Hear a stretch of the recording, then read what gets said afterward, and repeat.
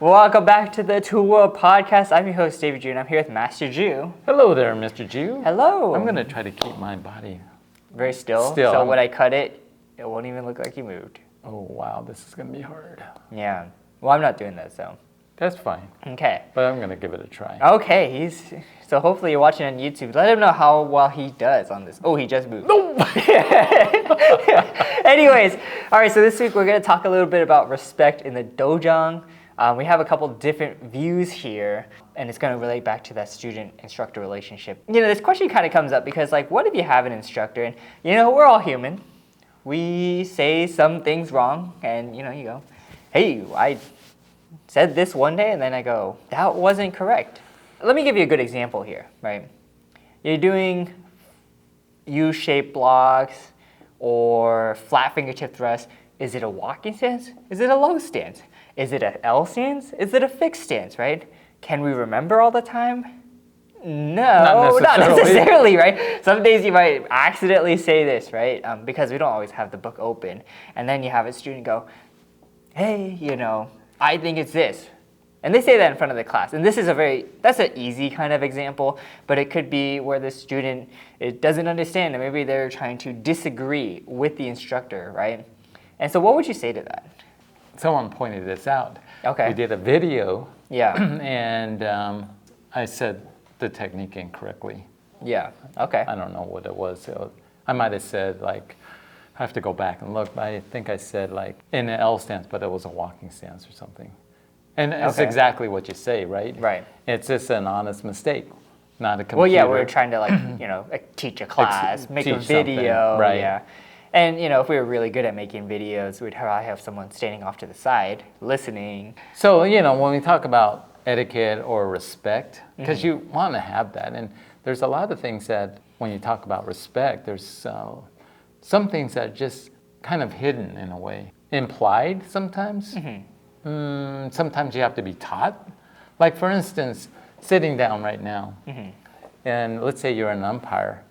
Sometimes I see people do this, they cross their legs, just relax, you know, stuff like that. That would not be good etiquette. It's not respectful, so your feet should be flat on the ground, and if anything, your hands may be on your lap, like that. I have a question. This is so off topic, though. Okay. So if I'm an umpire, that's your position. do they, like, for yawn? 8 hours. Yeah, do you yawn? Or, like, can you yawn? Or are you so focused for those 8 hours that you don't yawn? You know, that's where the energy bowl comes out. Like, no, even when you drink that. I remember they used to bring that out. Yeah. You know, because it is a long day. Yeah. And it is hard to be in that position. Can you yawn? It doesn't look good. Well, yeah, no, I've actually. And so I always try to, like, hide it a little bit. Oh. Yeah. You know, yeah. Scratch their head. I'm like trying to think when I'm performing patterns. I've never really seen an umpire yawning. I guess maybe for that minute or two. Well, you shouldn't be watching a they're focused. umpire. Well, yeah, I know. Looking at see what their reactions are. Yeah. I guess you could. Oh, that guy looks happy. Oh, Yeah. That guy looks like he's questioning my technique. Yeah. That guy yawned. Well, I feel like you would notice if someone yawned, right? Yeah. But I guess in the sense of, like, it's only a minute or two, they can focus for that, and then they'll probably relax after. I have to be honest. Sometimes I'm tired, and sometimes Well, that's what I'm saying. Yeah. I try to, like, hold it. Yeah. Right. And then I think to myself, did I look like I was bored or something? Could have been, but. Well, that's better than yawning, I guess. I don't know. Well, maybe this podcast will be, do umpires yawn? Do umpires yawn. There you go. Let's go back to what you were asking. Okay, we're going back to respect. Yeah. Respect. Yeah. So your question is, you said something wrong. Should a student go, no, that's wrong, right? Yeah, because you know what? We have a lot of students that read the book. Do they? Oh my gosh, yeah, they do. They got the. Where did you get the book? PDF. Well, anyway. So they're reading the book, right? They go, oh, but it's this, or it says like this, right? Right. And we've actually had it where like seminars, like people pull it out and then they're asking questions. They're like book and then this, you know. And so I almost feel like that's a little disrespectful in a sense. I mean, again, we're human. And, It the is. people that's presenting this seminar or class, I mean, they are thinking about not just the information that's given, but, hey, is this exciting? Are the students yawning or not, right? They're thinking about all these other things, engaging all the students, giving a little bit something for all the students, right? Right. And so, what was your thoughts? Sometimes we make mistakes, and so I think it's kind of like the way you present it. Like let's say, let's go extreme, right? I want you to execute a obverse 4-fist punch, and the instructor demonstrates a front snap kick. Now, obviously, that's not correct, but maybe he just said it wrong, and he wanted you to actually do a front snap kick. Yeah. Right? I wouldn't go, sir, that's not a obverse 4-fist punch. That's a front snap kick. You're like correcting him. I think you should do is like, you could say, raise your hand, say, sir, can you demonstrate that again? Did you say 4-fist punch and not a front snap kick? Just needed a clarification here. That's all.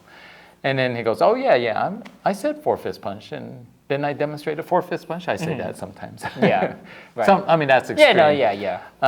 But this is kind of the way you phrase it. Right. It's that respect. You don't want to look like you're the smart guy compared to your instructor. Right? That's disrespectful.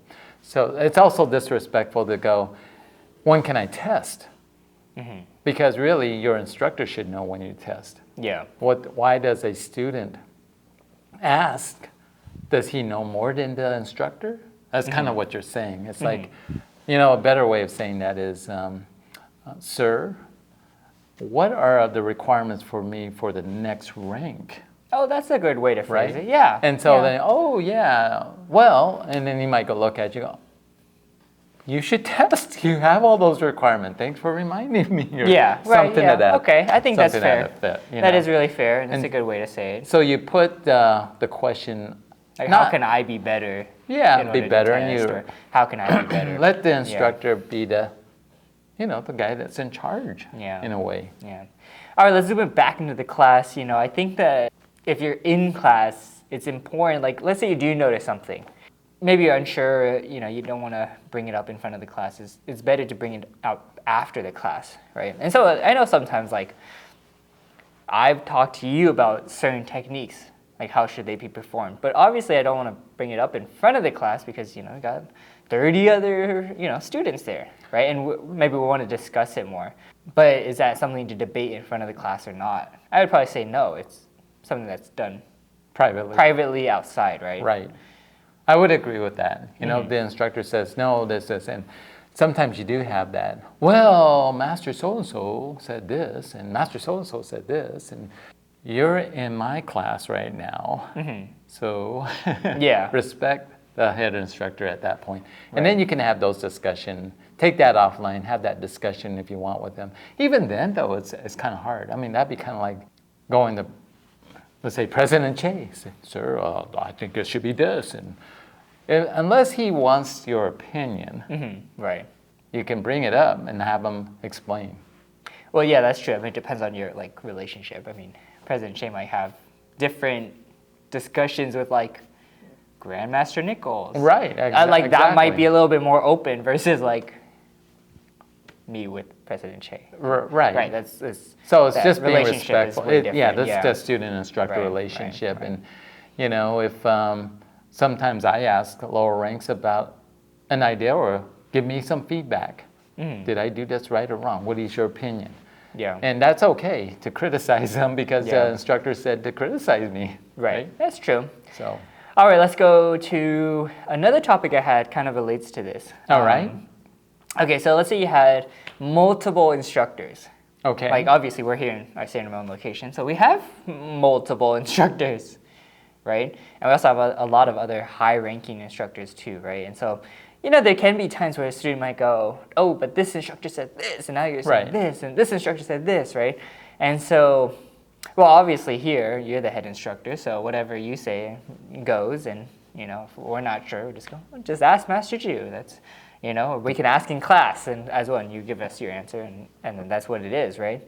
But how about for the instructors or the students and they attend different kind of classes? Yeah, so that terminology, the buck stops here, right? It Yeah, stops sure. at the very top.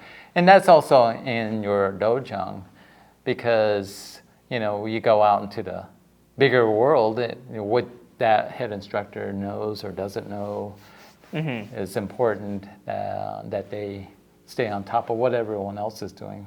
But not everyone does that. Yeah. So yeah, the buck stops at the top. But in your scenario, since I'm the senior rank, Well, then this also works too for the student-instructor relationship, Right. where you go to others, you learn Schools. other things from other instructors too, right? Maybe I do another ITF seminar, right?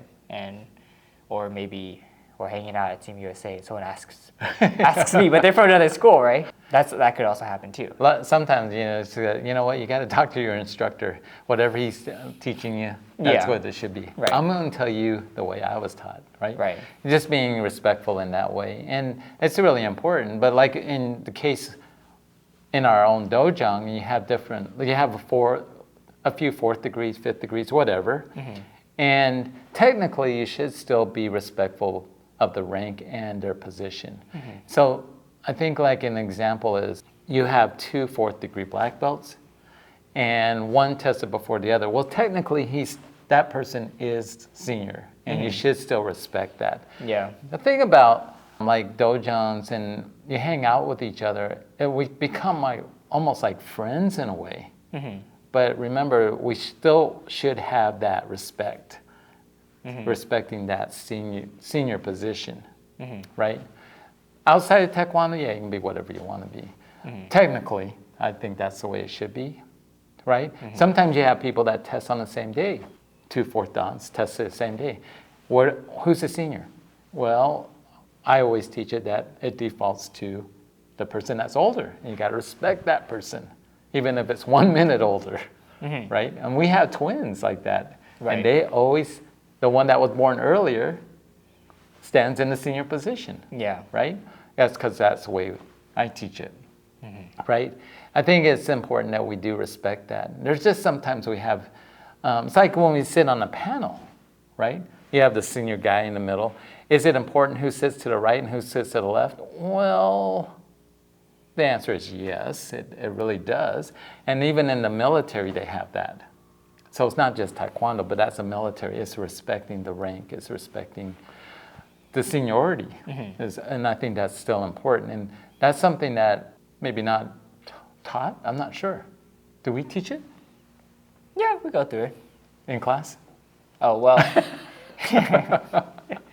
Yeah, it comes up. Anyway, does that answer the question? Yeah, I think that I think answers he's the like, he's question. going to yawn here. No, that answers the question.